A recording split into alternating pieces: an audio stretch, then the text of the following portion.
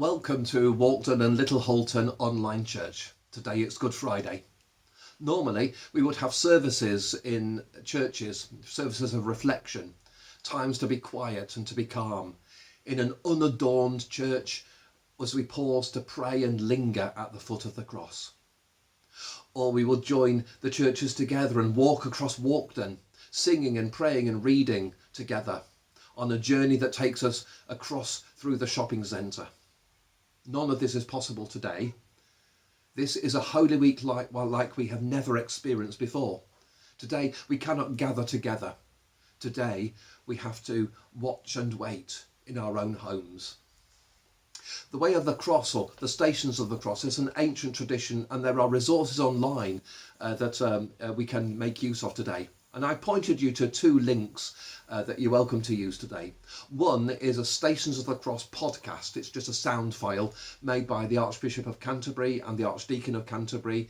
He made it last year. You're welcome to use those. It's a set of 5. And I've got a link for that. Or there's the All Saints team in Salford. They made a Stations of the Cross YouTube film. So I provided a link for that as well.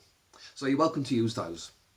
But to set the scene for today, I want to provide some thoughts to take us through this day, to spend a few moments with you at the foot of the cross and to think.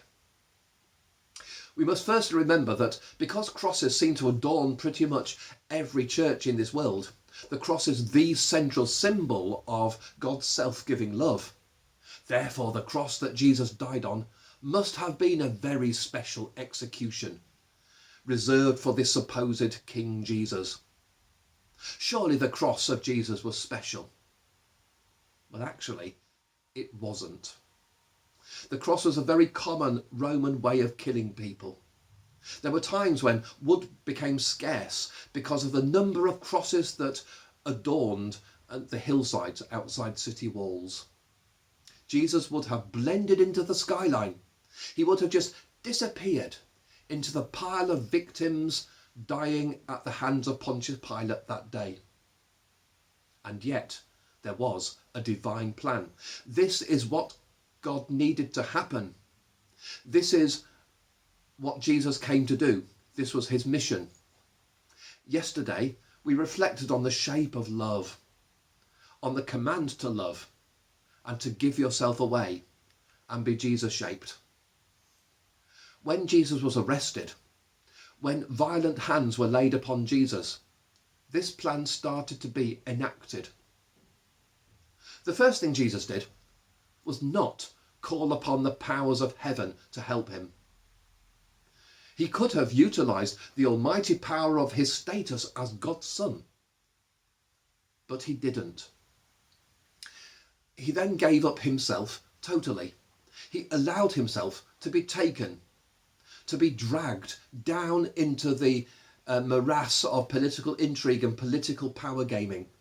He allowed himself to disappear, to be lied about, to be manipulated, to be falsely characterised and deliberately misunderstood, to be turned into an object of tabloid hatred that the fickle crowd rounded on and called to be done away with and in the end crucified.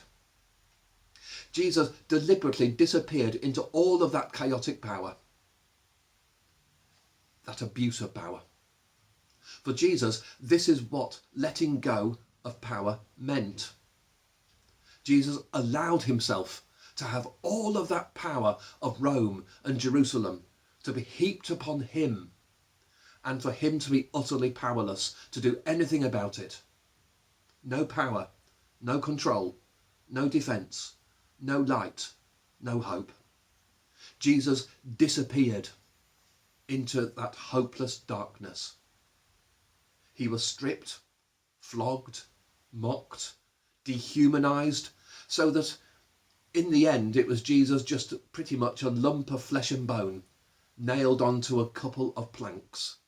And he said, my God, why have you forsaken me?" Jesus was left there until he stopped breathing. This is what God's plan looked like. Back then, there wasn't the benefit of 2,000 years of retelling this story with a happy Easter ending.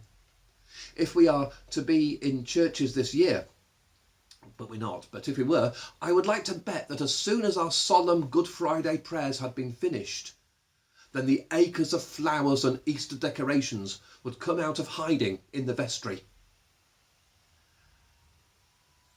to fill our churches, and the light would return. But back then, the plan, at this central point of history, at the fulcrum on which the whole of divine love turns, it looked like an abject failure and hopelessness, nothingness. We who prefer to back winners and successes, to be on the side of hope, to follow stuff that works, because this is how the world goes round, this is what we grow up and learn to do. We like to copy things that have worked in the past. We like to try and replicate success so that we too can be successful. Wearing these successful glasses, I don't think we would have backed God's plan. We are still content, we're still too content to hold on to the little power and control that we might have.